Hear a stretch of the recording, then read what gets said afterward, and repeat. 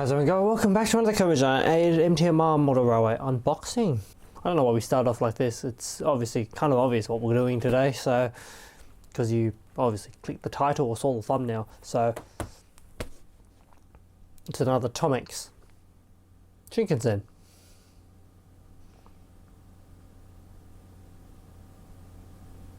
So now that we've primarily completed most of the Kado, at least Western region Shinkansens, it's now we are going to be doing quite a few more of the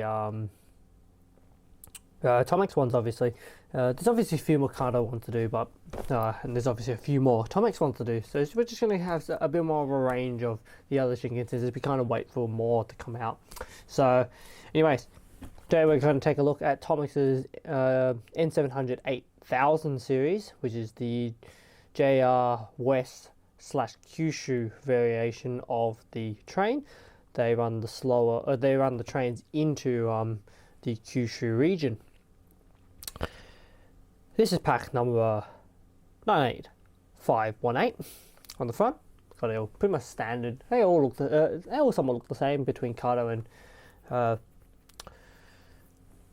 Tomix. We've actually got a 225s box here, which you saw earlier. So they kind of do the same sort of style boxes. So we'll quickly spin it over on the back. So we can see the diagram of the train. You've got 4 extra carriages. By now we do have all 4 carriages. This video has actually been delayed for quite a while. I've had this model for months now, but I haven't had a chance to actually run it or even do this video. So, but we haven't got the extra carriages. We won't be using the extra carriages in this video, but we may use it as part of the conclusion. So yeah, but we'll have a look at that, at the carriages more closely in a future video when we do the full review of this train.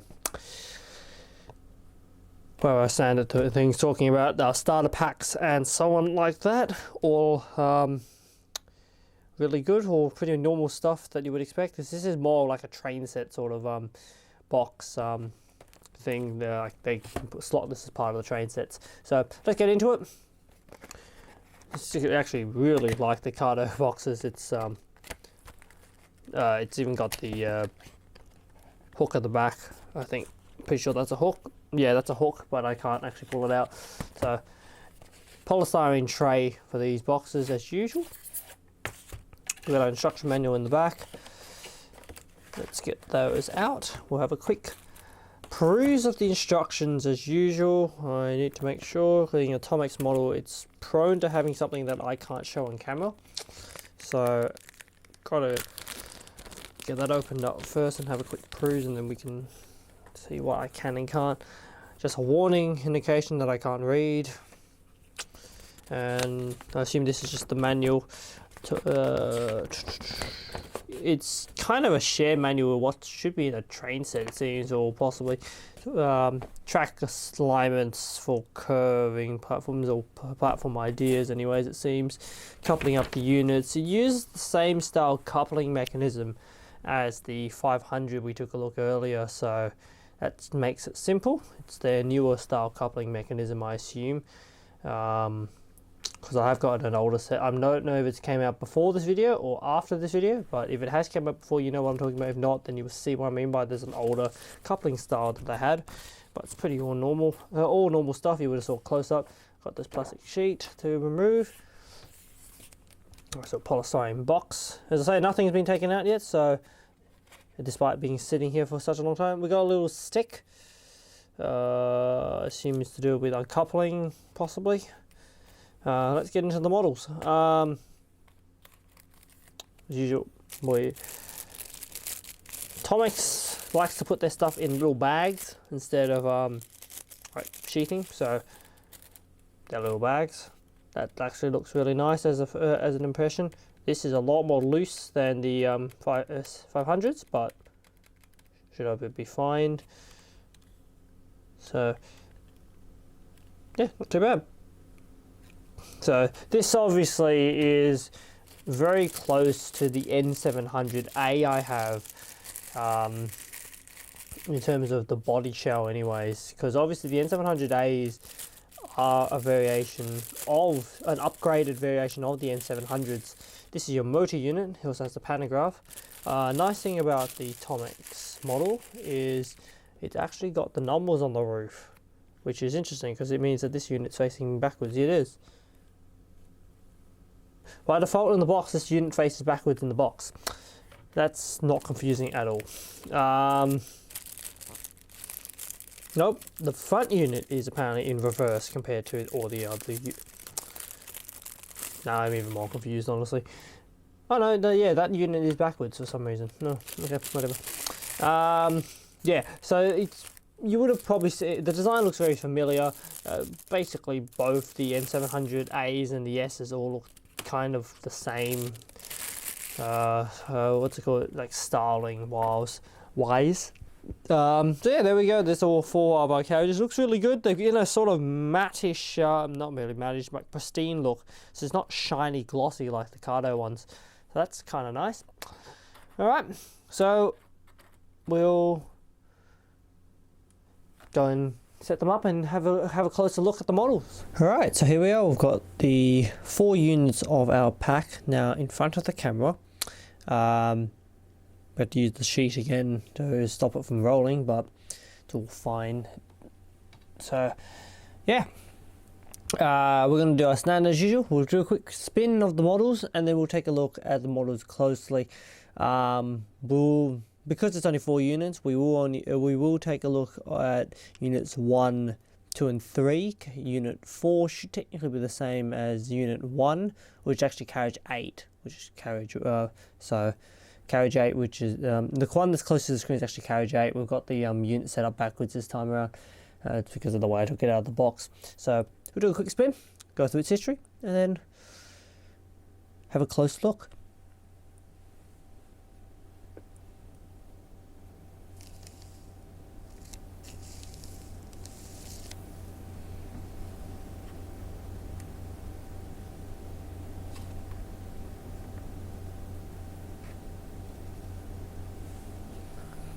The N700 series is the 6th generation Shinkansen for the Tokaido and Sanyo main lines. They were jointly developed by JR Central and JR West and based on the 700 series. The main improvement was centered around higher speeds, better comfort and increased efficiency than the previous model. First entering service in 2007, they operated in a 16-carriage formation on the Nozomi service. As the rest of the class entered service, they cascaded the oldest 500 and 700 series units to Hikari and Kodama services, which in turn replaced the 0, 100 and 300 series units. Additionally, in 2011, an 8-car configuration version entered service, shared between JR West and JR Kyushu, to build upon the newer Kyushu Shinkansen service that would be shared between the two companies. In 2013, an upgraded version, namely the N700A, entered service. Eventually, all N700 16-car units would be converted into N700As, other than set X0. As of today, there have been 2,993 carriages built, but with the recent arrival of the N700S, the 16-carriage sets are slowly being retired or relegated. Alrighty, let's have a look. Let's do our close-ups. This is carriage number 1. So it's the driver's unit. It's unpowered, so that's why we've still got the mat underneath the unit. Let's begin. So we can see this has the the West Japan Kyushu tagged on them. These are shared units, pool units as they call it, between JR West and JR Kyushu, which is a bit different to the rest of the fleet that I currently mostly own, which is mainly JR Tokai and JR West pooled units. So unlike with the exception of the 500s, which are just JR West. So just something adding to the fleet, I guess. So we've got the nice profiling on the nose as usual. There's not anything too different we should be seeing here, because we have done an N700A, and the N700s and the N700As are based on the same, are basically the same model, whereas the N700S's are an upgraded version, but still use the same sort of aerodynamics of them. It's more of an upgraded power unit. So in most cases, there's nothing too different about what we're seeing here compared to our first unboxing video, but we'll still take a look around, obviously. You should have your directional lighting. Understand and knowing how the 500 was from Tomix, we should have directional head lighting here. The printing looks good, at least on the camera wise. I haven't had a close look yet. Apologies about all the dust that you can see on the side of the model. Those that is all because of well, supposedly because the model fell onto the thing and it's just picked it all up. So it does have it's not a glossy effect like the Kato stuff. This is a more pristine, more mattish effect. So that's probably why it's picked up a lot more of the dirt. So move along. We can see the printing is actually looks pretty good from, at least on the camera. It looks very straight and very, very clear. Doesn't look like there's any sort of smearing or overspray, which is pretty good. Molding detail looks fine.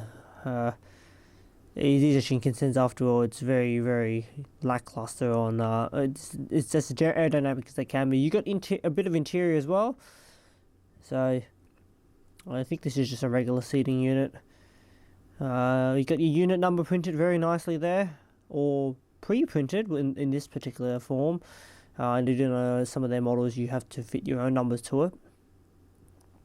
So the gangway is, as expected, is pretty basic, I would say, but also does the job, because on the real ones you have a sort of clear look between the trains, so you don't really need the detail, because when your units are coupled up, they close up that gap and then makes it look like one continuous train.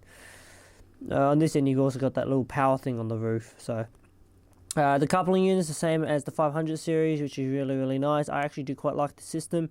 It ensures that the units are facing the correct direction when you're coupling up, and then ensures they have a tight electrical connection as well, because from what we've realized, these are through electrified. The units all do pick up power. You can also fit internal lighting into these, of course, like most of the Japanese stuff.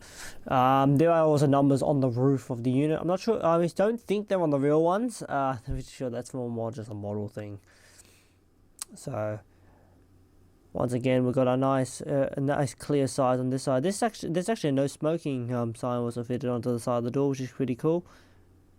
So the undercarriage detail is pretty normal.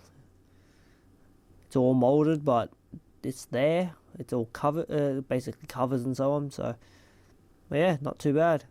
And back up towards the front of the unit. It's all looking good, looking very sharp, and you can see the profiling of the nose now. The windscreen actually does have a little wiper on it. It looks like a painted mark though. So anyways, on to the next unit. Alright, here we go, car number 2. Let's go. This is the carriage with the pantographs. 2 carriages in the 8-car unit that has a pantograph. In this set, only one of them comes with it, i.e. this unit. This is this is our second carriage we're looking at, and it's also car number 2 on the marking. So coming along to the front, we start with our gangway. As we can see, it's the same like the front unit. Nothing too special about that, but they look fine when they're coupled up. Coming along to the side, you can see that you got in what's it called, the destination rolls. I think they do give them, if I recall, no. Those are supposed to be for destinations. It doesn't look like there are anything fitted. I don't recall them in the box. Maybe I missed it earlier. You can see the pan arm. It's a single arm pan on these ones, the high-speed pantographs. And once again, you've got your seating inside. Unlike this one, your floor is a lot higher because this is also the motorized unit, which makes me reminders that the these aren't actually. This one doesn't roll like the other one, so I didn't actually need the mat underneath it. Oops. We'll try to get a bit of the bogie detail as well. So I'll remove the mat just before we end off the section, so we can have a quick look at the bogies on this unit, because this one, I was seeing that this one won't roll. So once again, it's all very good, very clean sides, pretty decent. I would assume they're pretty easy to open as well. It's just what's it called, top shell pops off. So yeah, what can we expect? It's a nice model. It's again in that pristine mattish effect, a little bit different to the Kato stuff. Whether or not it's more accurate, I'm not sure, but definitely doesn't look too bad. As I did say, I did want to take a quick look at the bogie before we moved on. We can see the bogey's actually pretty nice. They're pretty nicely detailed. You got the suspensions and all that sort of stuff, all nicely put together. So pretty high quality bogies. Immediately you can't really see the bogies that much, especially what's it called, because they are partially enclosed, keeping the aerodynamic sort of thing. So anyways, we'll move on to the next carriage. I'm pretty sure I'm pretty sure this unit does have traction tires as well. So let's just do a quick rotation. Yeah, traction tires on a single wheel per bogie. So that means it does have a lot more pulling power than it needs. So, but it's good to have sometimes. Okay, here's our final unit we're going to take a look at. This is carriage number 3. So interestingly enough, this pack gives us carriages 1, 2, 3, and 8. The extra carriages are 4, 5, 6, 7. But again, the printing looks nice. It's a pretty, we should expect it by now. The quality of the printing, I'm not sure what kind of printing they're using. I know our models in Australia usually use a lot of the stuff uses pad printing. Whether or not this is, it probably very likely it is. And then because pad printing and decal printing is a bit different. Then obviously decal is usually kind of do it yourself, and then pads usually a lot cleaner. So it looks like it's pad printing, but I cannot confirm that. This one again has the no smoking symbols. Pretty much all units, all Shinkansen units are now no smoking anyways. It was a former thing that used to allow smoking on trains, and even on airplanes in fact, but not anymore. Yeah, we've got the same standard of detail as usual. It's the doors we can see are molded within. It's kind of standard. It kind of, unfortunately, we would have guessed it, same as the Kato stuff. They're flush type doors. They're sliding doors, and it's always have a very flushed effect. So it's again better for aerodynamics. So it's very unlikely to really notice anything like properly indented into the unit. But anyways, that covers us for completes our close look of the N700 of 8000. So of the Kyushu JR West variation. These run the more slower, what's it called, the trains from Osaka right through to into Kyushu. So anyways, with that we'll go to the layout and give them a test run. Of course we'll run in the main unit first, and then yeah, so let's jump over. Alright, well here we are, back to the layout. We've got our train currently set up over there because it's actually been sitting here for a few nights. So let's drop it on to power carriage number 2. Once again, it does have traction tyre, so we will just place it on the track ever so. Try to anyways, because I can't actually see the wheels.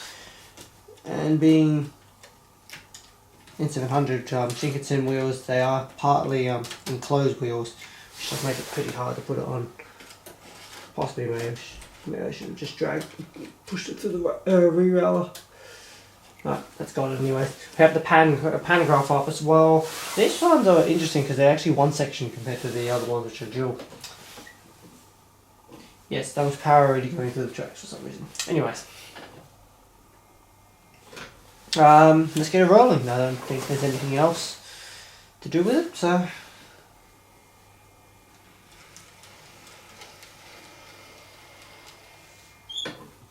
going fine. Definitely not smooth at the moment, but probably needs a bit of a running in. So it has been sitting in a box since it arrived 7 months ago. So let's go. Running 50% on a Kato SX. I will get a few running shots, maybe 3 in each direction.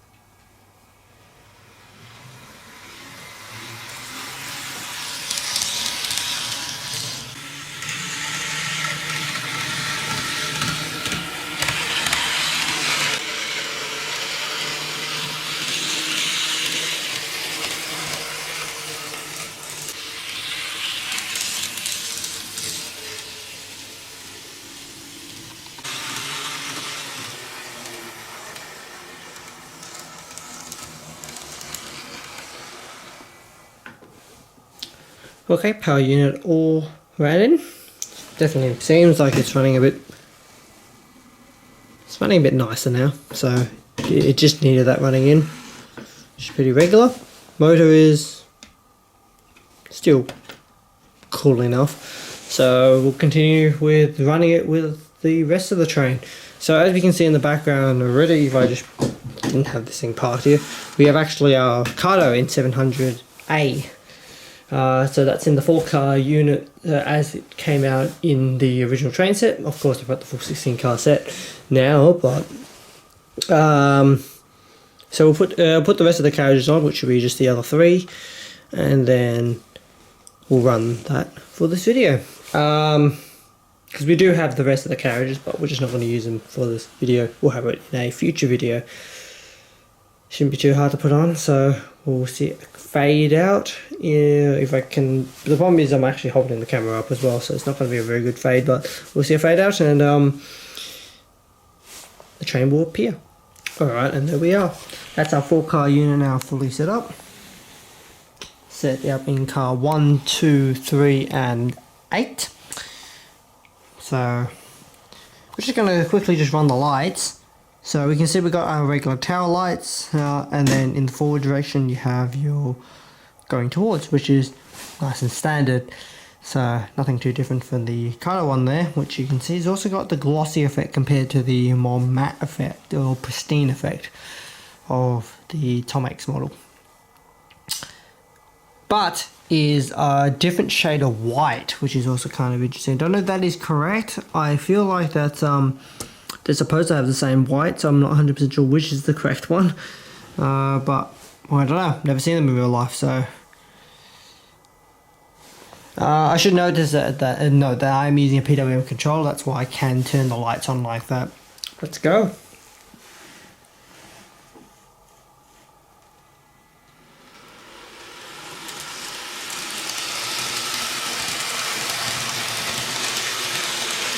Got that shadow.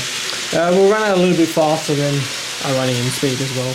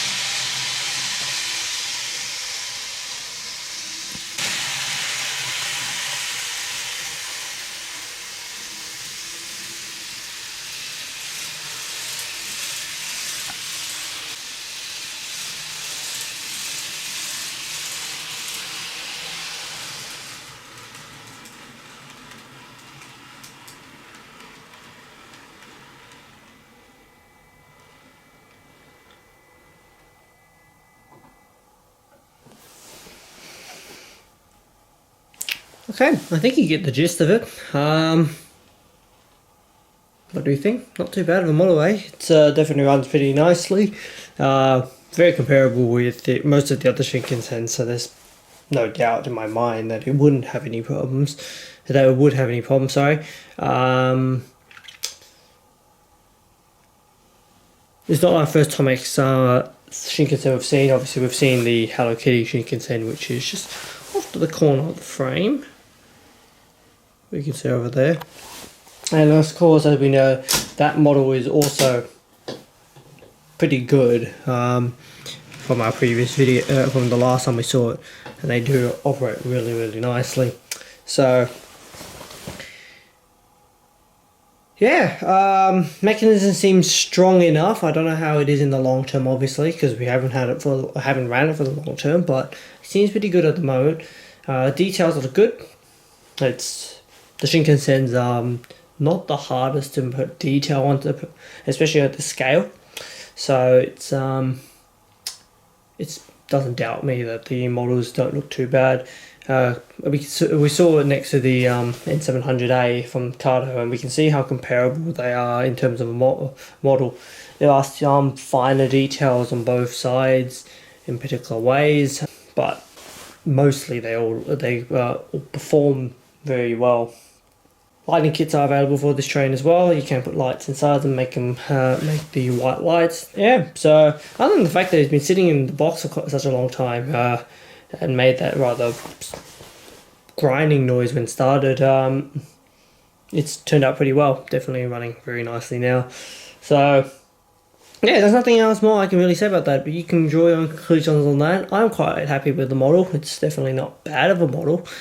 It's definitely not the last Tomix Shinkansen I'll be getting either. So it's a good model to have for collection, and especially seeing that Kato doesn't do one of these ones, it's good to be able to get more versions of the Shinkansens, of the other stuff that Kato don't make. So we'll let the train, as usual, depart out of the screen. We'll run the 500 back into the siding though, because it is kind of on points. Service wise, I'm not 100% sure how servicing goes. I'm not sure if these are DCC ready. Kato's ones are. There's a little thing you can open underneath and put a decoder in. Not sure if these ones are.